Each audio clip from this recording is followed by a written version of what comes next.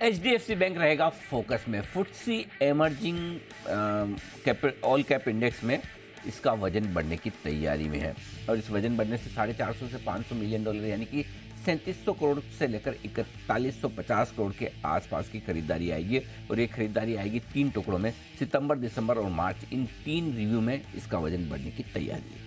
Tata chemicals, जैसे result review में अनिल जी कह भी रहे थे, नंबर्स कुछ ज़्यादा खास है नहीं, गाइडेंस भी कमज़ोर आई है, इनकी कॉन कॉल की तरफ से भी कुछ ज़्यादा भरोसा दिलाने वाली चीज़ें नहीं आई हैं। सोडा ऐश के वॉल्यूम करीब 9.25% गिर कर आए हैं और कंपनी कह रही है कि जो थोड़ा धीमापन आया है ये आगे 1-2 क्वार्टर्स के लिए और रह सकता है। प्रॉफिट में भी आपने गिरावट देखी, तो अच्छे नंबर्स नहीं है टाटा केमिकल्स के।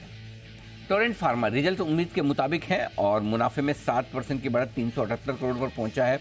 उम्मीद से थोड़ा सा ज़्यादा, रेवेन्यू 10% बढ़कर आया। अमेरिका की सेल्स को लेकर आगे आउटलुक ठीक दिख रहा है और एफआईज की तरफ से यहाँ पर टारगेट बढ़कर आते हुए दिखे। गोल्डमैन ने टारगेट 2025 से बढ़ाकर 2225 200 रुपये टारगेट बढ़ाए। वहीं जेफरीज ने 1650 से टारगेट बढ़ाकर 1950 किया। हालांकि इशू अभी भी करंट प्राइस 2050 से थोड़ा सा नीचे है। गोदरेज कंज्यूमर, इस पर रखिए नजर। नतीजे थोड़े मिले जुले हैं, हालांकि इंडिया बिजनेस इनका ठीक रहा है। इंडिया की वॉल्यूम ग्रोथ 10% है, but export markets specially Nigeria की तरफ से परेशानी आई है। नाइजीरिया में करेंसी डिवैल्यूएशन भी होता है जिसकी तरफ से नेगेटिव इंपैक्ट हुआ है और आने वाले क्वार्टर्स में भी नेगेटिव इंपैक्ट रह सकता है। मुनाफा भी अनुमान से करीब 125 करोड़ कम आया है, मार्जिन अनुमान से कम आए हैं, तो थोड़ा मिली जुली परफॉर्मेंस रही है गोदरेज कंज्यूमर्स की। पीबी फिनटेक यानी कि पॉलिसी बाजार के नतीजे आए। लॉस तो है लेकिन लॉस हुआ है कम, 204 करोड़ के घाटे से अब घाटा रह गया घटकर 12 करोड़ और इबिटा लॉस 234 करोड़ से घटकर 77 करोड़ रहा है। रेवेन्यू में 20% की बढ़त।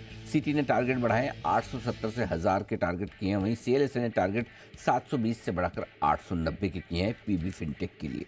ग्लैंड फार्मा आज का stock of the day. Numbers बढ़िया हैं और जैसा अनिल जी कह रहे थे, इस प्राइस पर इस परफॉर्मेंस के साथ स्टॉक को डेफिनेटली ऊपर जाना चाहिए।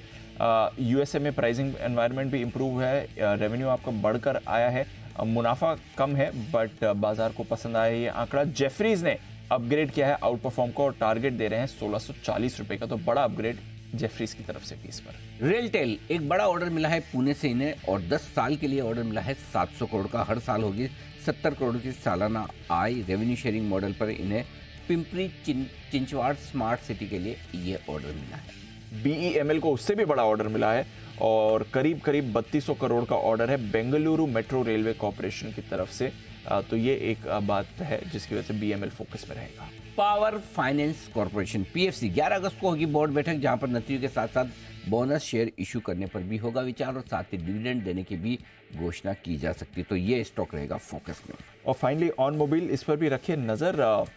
नंबर्स अच्छे आए हैं इनके, मार्जिन एक्सपेंशन हुआ है, 6% के मार्जिन 8% हो गए हैं और मुनाफा देखिए 2.5 गुना मुनाफा बढ़कर आया। हालांकि 4 करोड़ की बेस थी बट उस पर 10 करोड़ का इनके लिए मुनाफा है। तो ये आज के टॉप 10 स्टॉक्स आपके लिए।